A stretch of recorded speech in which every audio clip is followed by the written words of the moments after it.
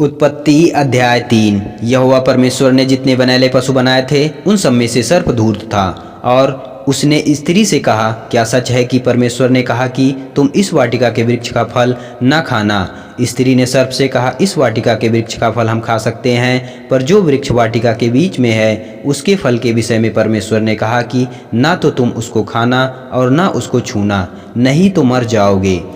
तब सर्प ने स्त्री से कहा, तुम निश्चय न मरोगे, वरन परमेश्वर आप जानता है कि जिस दिन तुम उसका फल खाओगे उसी दिन तुम्हारी आंखें खुल जाएंगी और तुम भले बुरे का ज्ञान पाकर परमेश्वर के तुल्य हो जाओगे।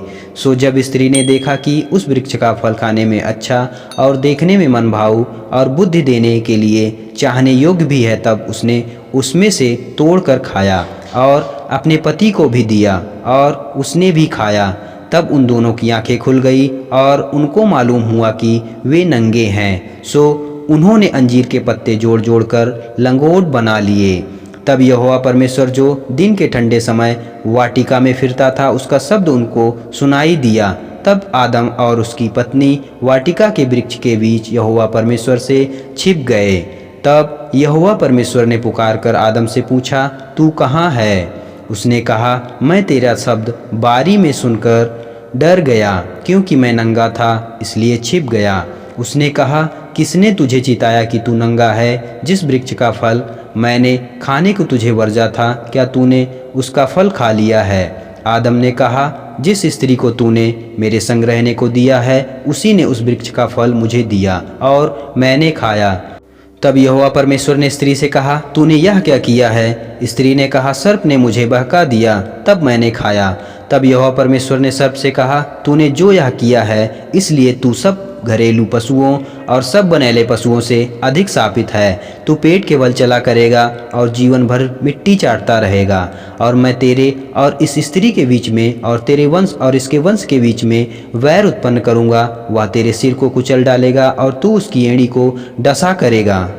फिर स्त्री से उसने कहा, मैं तेरी पीड़ा और तेरे गर्भवती होने के दुख को बहुत बढ़ाऊंगा। तू पीड़ित होकर बालक उत्पन्न करेगी और तेरी लालसा तेरे पति की ओर होगी और वह तुझ पर प्रभुता करेगा। और आदम से उसने कहा, तूने जो अपनी पत्नी की बात सुनी और जिस वृक्ष के फल के विषय में मैंने तुझे आज्ञा दी थी कि तू उसे न खाना, उसको तूने खाया, इसलिए भूमि तेरे कारण शापित है। तू उसकी उपज जीवन भर दुख के साथ खाया करेगा और वह तेरे लिए कांटे और ऊंट कटारे उगाएंगी और तू खेत की उपज खाएगा और अपने माथे के पसीने की रोटी खाया करेगा और अंत में मिट्टी में मिल जाएगा, क्योंकि तू उसी में से निकाला गया है। तू मिट्टी तो है और मिट्टी में ही मिल जाएगा। और आदम ने अपनी पत्नी का नाम हव्वा रखा, क्योंकि जितने मनुष्य जीवित हैं उन सब की आदि माता वही हुई।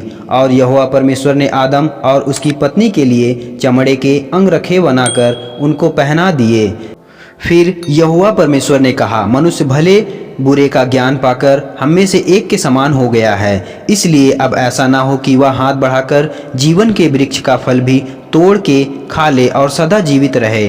तब यहोवा परमेश्वर ने उनको आदन की वाटिका में से निकाल दिया कि वह उस भूमि पर खेती करे जिसमें से वह बनाया गया था।